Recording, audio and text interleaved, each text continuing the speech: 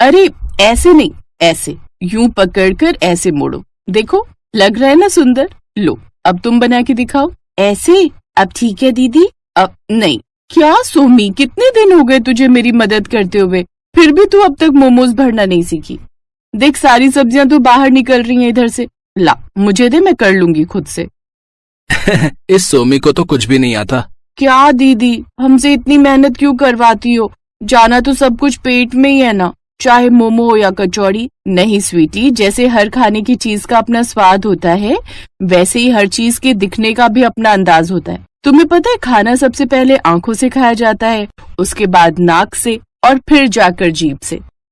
पर मैं आंखों से मोमो कैसे खाऊंगा और नाक में से ये मोमो कैसे घुसेगा? रहने दो, तुम अभी बच्चे हो, नहीं समझोगे। अरे दीदी क्यों इतना दिमाग लगाना है, ले दे के 2-4 लोग ही तो आएंगे इन मोमोज को खाने के लिए, फिर हमने ही खाने हैं सारे के सारे, तो क्या ही फर्क पड़ता है। स्वीटी की ये बात सुनकर निशा का चेहरा उतर गया। कुछ साल पहले तक निशा अपने पिता के ठेले पर उनकी मदद किया करती थी। बढ़िया स्टीम्ड मोमोज बनाना उसने अपने पिता से ही सीखा था। निशा ने कभी अपनी माँ को नहीं देखा था, क्योंकि उसे जन्म देते ही उनकी मौत हो गई थी। निशा के पिता उसे पढ़ा लिखा कर काबिल बनाना चाहते थे, लेकिन ऐसा हो नहीं सका, क्योंकि मोमोज का ठेला लगाकर इतनी कमाई नहीं हो पाती थी कि 2 वक्त के खाने से बढ़कर कुछ भी सोचा जा सके।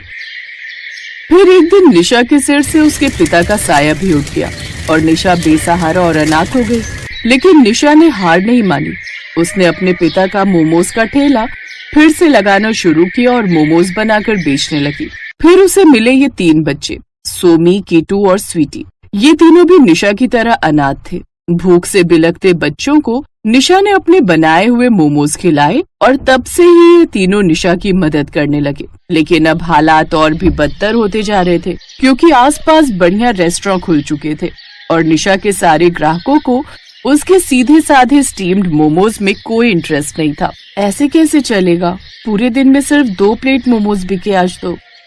अच्छा तो है दीदी, आज हमारे खाने के लिए कितने सारे मोमोज बच गए, चलो ना खाते हैं। नहीं किट्टू, अगर ऐसे ही चलता रहा तो मेरे पास बिल्कुल भी पैसे नहीं होंगे अगले दिन के मोमोज बनाने के लिए। लगता है अब मोमोज किसी को पसंद नहीं, कुछ और बनाकर बेचने के बारे में सोचना होगा। नहीं दीदी, वो सामने देखो ना, वहाँ पर मोमोज की नई दुकान खुली है। वहाँ तो कितने सारे लोग आते हैं।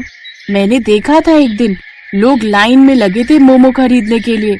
और पता है दीदी, वो भैया तो पूरे 80 रुपए की प्लेट देते हैं और एक प्लेट में बस 6 मोमो थे। क्या बात कर रही है?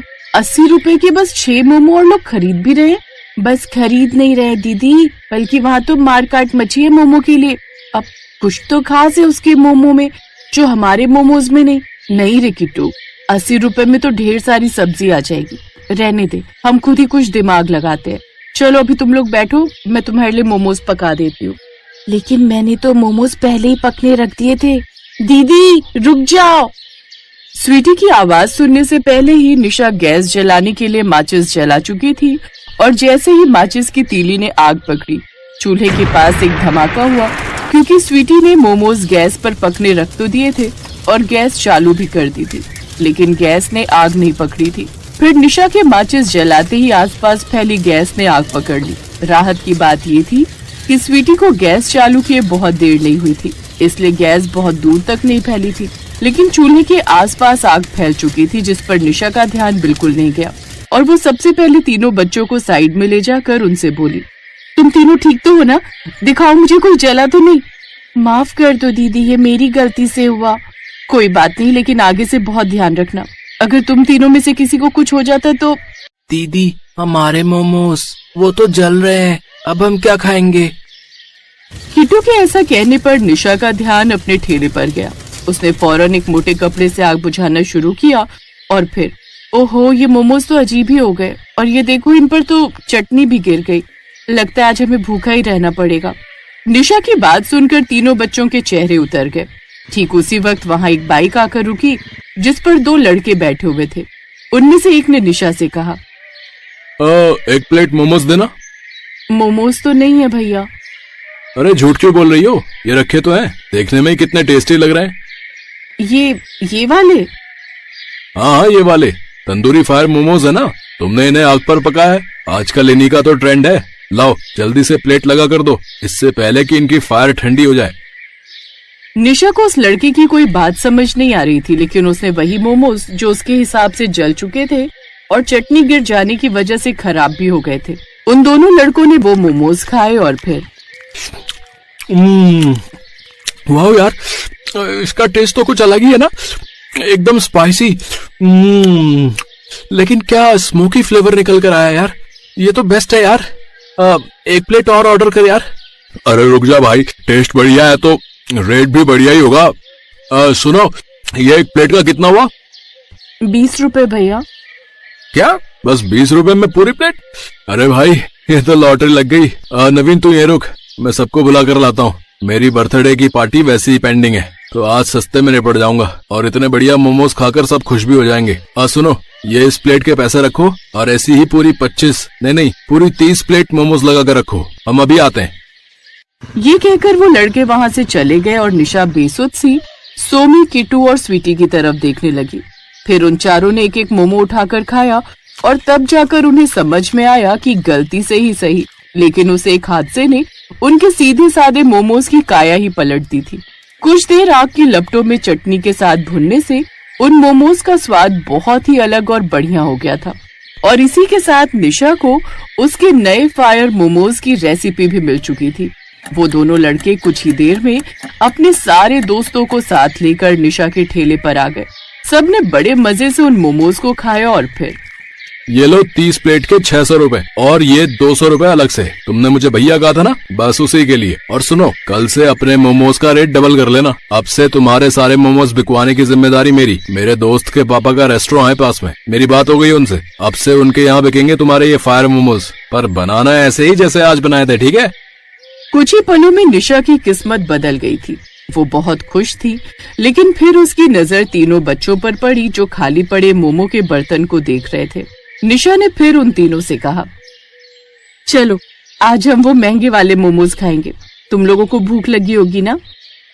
नहीं दीदी, हम अपने ही मोमोज बनाकर खाएंगे, क्योंकि अब तो वो भी महंगे हो गए हैं ना।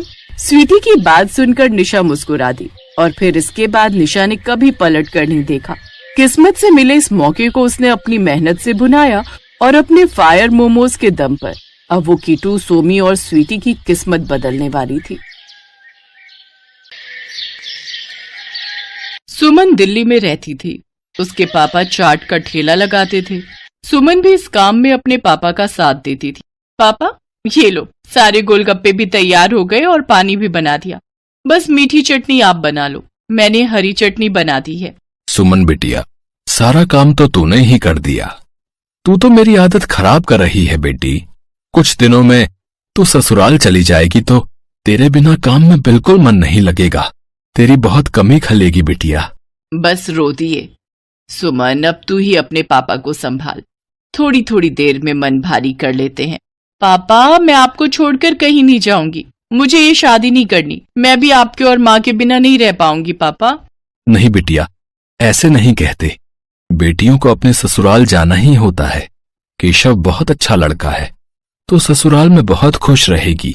सुमन की शादी सूरत में तय हो गई थी।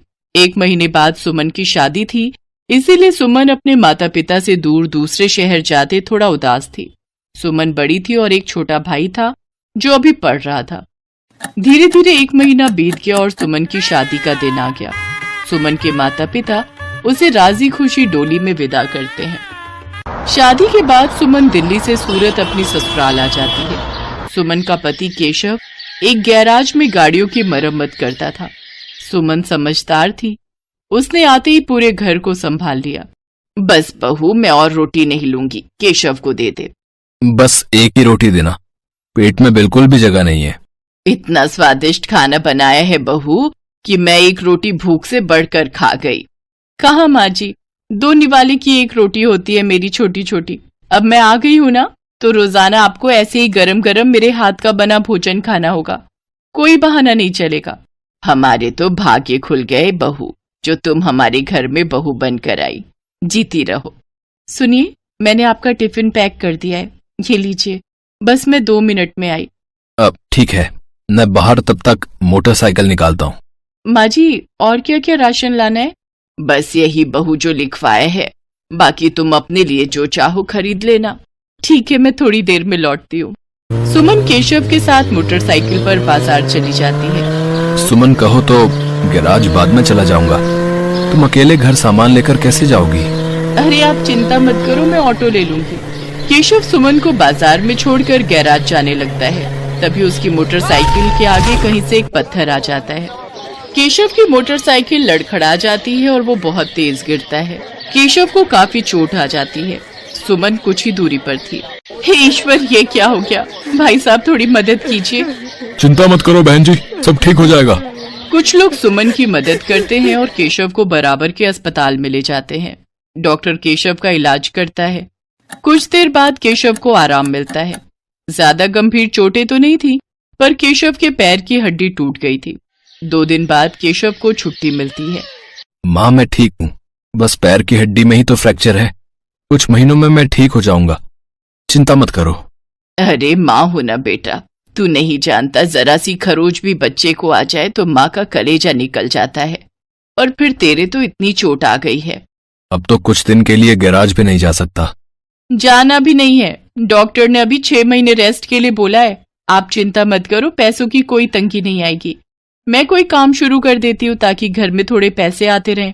तभी सुमन के माता पिता भी दिल्ली से आ जाते हैं। सुमन ने उन्हें फोन पर केशव के एक्सीडेंट की बात बताई थी, जिसे सुनकर वो रह नहीं सके। अब दामाद जी, काम की कोई चिंता मत करो। सुमन ने मेरे से चाट बनाना बहुत अच्छे से सीखा हुआ है। सुमन बिटिया, तू यहाँ सूरत में दिल्ली वाले गोलगप्पे शुरू कर, वो तो बहुत अच्छे बनाती है। कुछ दिन मैं यहाँ रुक जाता हूँ, जब काम सेट हो जाएगा तब मैं वापस चला जाऊंगा। हाँ पापा, ये ठीक रहेगा। दिल्ली वाले गोलगप्पे यहाँ बहुत अच्छे चलेंगे। हमारे इधर आसपास किसी ने भी दिल्ली वाले गोलगप्पे का काम नहीं शुरू किया हुआ। केशव बेटा, आप सारी चिंता छोड़ दो, पापा और मैं कुछ दिन अब यहीं रहेंगे।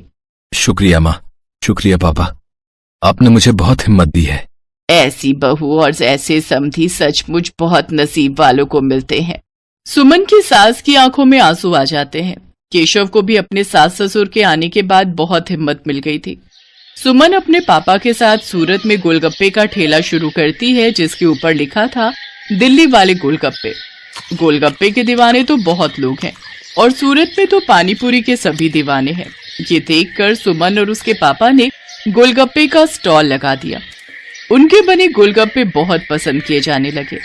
सुमन बिटिया, मुझे पता है अब तुम काम अकेले संभाल लोगी। अब हमें चलना चाहिए। सूरज भी अपनी बुआ के घर बहुत दिन से रुका हुआ है। वो उन पर बोल रहा था कि हमारे बिना उदास हो रहा है। हाँ पापा, सूरज बहुत दिन अकेला रुक गया और आपको दिल्ली का भी तो काम संभालना है। वो भी बहुत दिनों से बंद पड़ा है। अब तो मैं सब कुछ संभाल लूंगी, आप मेरी चिंता मत करो। सुमन के माता पिता वापस दिल्ली लौट जाते हैं। उन्हें आए हुए भी बहुत समय हो गया था। अब सुमन अकेली रोजाना गोलगप्पे का ठेला लगाने लगी। वो रोजाना सुबह उठकर गोलगप्पे और बाकी का सामान तैयार करती और बाजार निकलती। कुछ भी कहो सुमन दीदी, आपके गोलगप्पे का जवाब नहीं है। हम सारी सहेलियां रोजाना शाम को स्पेशली मार्केट आपके गोलगप्पे खाने के लिए आती हैं। हाँ सुमन दीदी, ये तो सच है, बहुत टेस्टी गोलगप्पे होते हैं आपके, साथ में खट्टा मीठा पानी, बहुत बढ़िया बनाती हो आप। बस आप सब ग्राहक तारीफ कर देते हो, मुझे काम करने में और प्रेरणा मिलती है। ये लो, इसी बात पर 2 गोलगप्पे फालतू खाओ। सुमन रोजाना ऐसे ही शाम के समय बाजार में ठेला लगाती थी। धीरे धीरे सुमन के गोलगप्पे पूरी सूरत में फेमस होने लगे। अब तो उसे शादियों और पार्टी के भी ऑर्डर मिलने लगे। इस काम में सुमन की सास भी उसकी मदद करती थी। कहीं भी शादियों और पार्टी के ऑर्डर मिलते तो सुमन अपनी सास के साथ जाती और वहां पर अपना स्टॉल लगाती। स्टॉल पर दिल्ली वाले गोलगप्पे लिखा देखकर लोगों की भीड़ सबसे पहले वहीं पर टूटती थी। बहुत अच्छे पैसे कमा लिए सुमन ने। फिर एक दिन सुमन केशव और अपनी सास से बोली, सुनो, अब तो तुम्हारी तबीयत में थोड़ा सुधार हो गया है। मैं सोच रही हूँ तुम गैरेज का काम छोड़ दो, हम गोलगप्पे की एक दुकान खोल लेते हैं। अब तो हमारे पास अच्छे पैसे इकट्ठे हो गए हैं, हम कुछ कारीगर भी रख लेंगे। सुमन, तुमने तो मेरी पूरी जिंदगी बदल दी। कहते हैं एक आदमी की सफलता में एक औरत का हाथ होता है, और तुमने तो मेरा बहुत साथ दिया है। तुम जैसा चाहती हो हम वैसा ही करेंगे। जीते रहो मेरे बच्चों। सुमन की मेहनत से सब कुछ अच्छा होने लगा। केशव और सुमन बाजार में किराए पर एक दुकान ले लेते हैं, जहां पर वो अपने साथ साथ कुछ कारीगर भी रखते हैं जो इस काम में उनकी मदद करते थे। कहते हैं परिस्थितियां तो जीवन में आती जाती रहती हैं। परिस्थितियों से डरकर नहीं बल्कि परिस्थितियों का मुकाबला करके ही जीवन को सरल बनाया जा सकता है। जो व्यक्ति संघर्षों से लड़ता है वही ऊंचे मुकाम प्राप्त करता है, जैसा सुमन ने किया। वो परेशानियों से डरी नहीं बल्कि उनसे बचने का रास्ता ढूंढा। नताशा के चले जाने की वजह से घर में दुख का माहौल बन गया था। जिन जहरीले तीखे मोमोज की वजह से नताशा की जान गई थी, उस बुढ़िया को अभी तक पुलिस पकड़ नहीं पाई थी। ऐसे ही एक शाम मुकुल नताशा की तस्वीर पकड़कर रो रहा था। तभी वहां उसकी बहन रजनी आती है।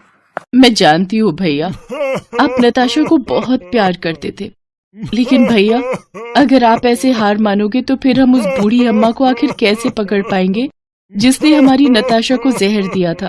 हमें उसका पता लगाना ही होगा और उसे उसके किए की सजा भी दिलानी ही होगी। तुम बिल्कुल सही कह रही हो रजनी। जिसने भी मेरी नताशा के साथ ऐसा किया है, मैं उसे सजा जरूर दिलवाऊंगा। हमें यह पता लगाना ही होगा कि आखिर उस अम्मा ने ऐसा क्यों किया, जो उसने उसे जहर वाले मोमोज खिलाकर मार डाला। तुम अभी मेरे साथ पुलिस स्टेशन चलो, मुझे बुढ़िया का स्केच बनवाना है। मुकुल अपनी बहन रजनी को अपने साथ लेकर पुलिस स्टेशन जाता है और उस बुढ़िया का स्केच बनवाता है। पुलिस उस बुढ़िया की छानबीन शुरू कर देती है। पुलिस बुढ़िया की तलाश शुरू कर देती है, लेकिन उसका कहीं भी पता नहीं चलता और आखिरकार थक हार कर पुलिस को ये केस बंद करना पड़ता है। नताशा के पिता एक रोज मुकुल से मिलने आते हैं। बेटा, मैंने अपनी इकलौती जवान बेटी को खोया है। मैं ऐसे हाथ पे हाथ रखकर नहीं बैठ सकता। मुझे किसी भी हालत में उस बुढ़िया को सजा दिलवानी ही होगी। आप बिल्कुल सही कह रहे हैं अंकल जी। जब तक मैं इस बात का पता नहीं लगा लेता कि आखिर उस बुढ़िया ने नताशा और रजनी को वो जहरीले तीखे समोसे देने की कोशिश क्यों की, मैं चैन से नहीं बैठूंगा। ऐसे ही कुछ दिन बीत जाते हैं। फिर एक रोज मुकुल जब मीटिंग के लिए शहर से बाहर जा रहा था, तो रेलवे स्टेशन पर उसकी नजर एक बूढ़ी अम्मा पर जाती है जो कि मोमोज बेच रही थी। मुकुल सोच में पड़ जाता है। अगर मैंने सीधे जाकर इससे सवाल किया तो ये यहां से भाग जाएगी, फिर हम कभी नहीं जान पाएंगे कि इसने ऐसा क्यों किया। पहले मुझे इसे अपनी बातों में फंसाना होगा। राम राम काकी, ये मोमोज कैसे दिए? 20 रुपए प्लेट है बेटा। अरे वाह, ये तो बहुत ही सस्ते हैं। अरे बेटा, इस उम्र में तो बस पेट भरने के लिए कमा लूं उतना ही काफी है। महंगा बेचकर मैंने कौन सी जमा पूंजी इकट्ठी कर लेनी है। बोलो कितनी प्लेट करूं? आप एक प्लेट पैक कर दो। वो बुढ़िया जल्दी से एक प्लेट पैक करके मुकुल को दे देती है। मुकुल वो मोमोज लेकर उसी डॉक्टर के पास जाता है जिसने नताशा और रजनी का इलाज किया था। डॉक्टर जल्दी से उस मोमोज का टेस्ट करता है और फिर मुकुल से कहता है, मुकुल, इन मोमोज में भी जहर मिला हुआ है। ये वही जहर है जो नताशा और रजनी के पेट में से मिला था।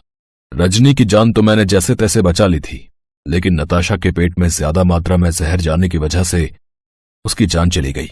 ऐसे तो न जाने ये कितने लोगों को जहर दे चुकी होगी और कितनों को मौत की नींद सुला चुकी होगी। हमें कुछ ना कुछ करना ही होगा, नहीं तो न जाने ये कितने लोगों की जान ले लेगी।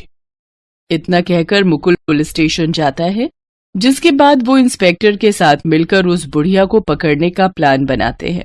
ऐसे ही एक रोज मुकुल उस बुढ़िया के पास जाता है। राम राम काकी, कैसी हो?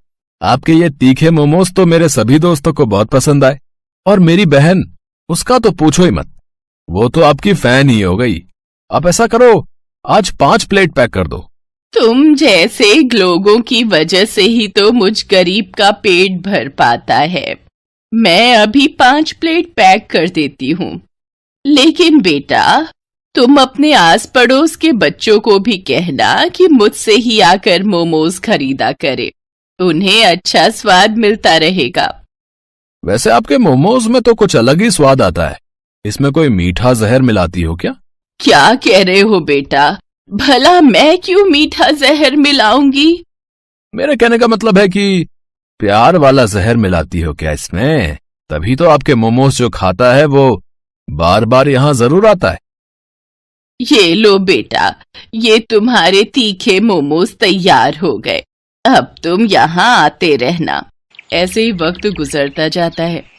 धीरे धीरे मुकुल ऐसे ही उस बुढ़िया का भरोसा जीत लेता है।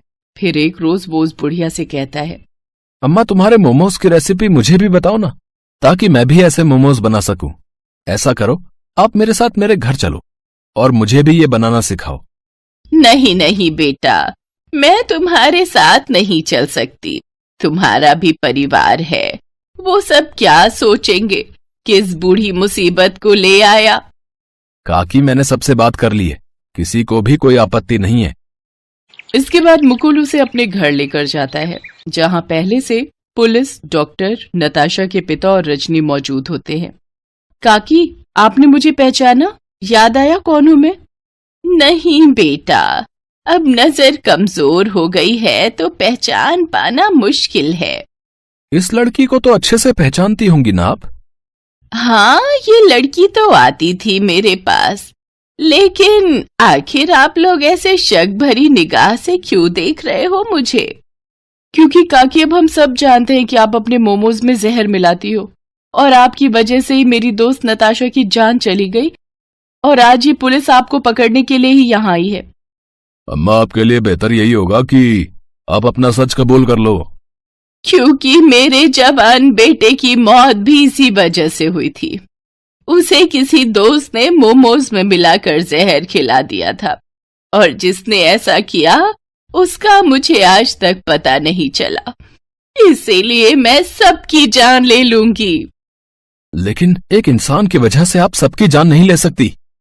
माता जी, आपने ऐसा नहीं करना चाहिए था। आपको हमारे साथ थाने चलना होगा। चलिए। पुलिस उस बूढ़ी औरत को गिरफ्तार कर लेती है, जिसके बाद से शहर में जवान मौतों का सिलसिला रुक जाता है।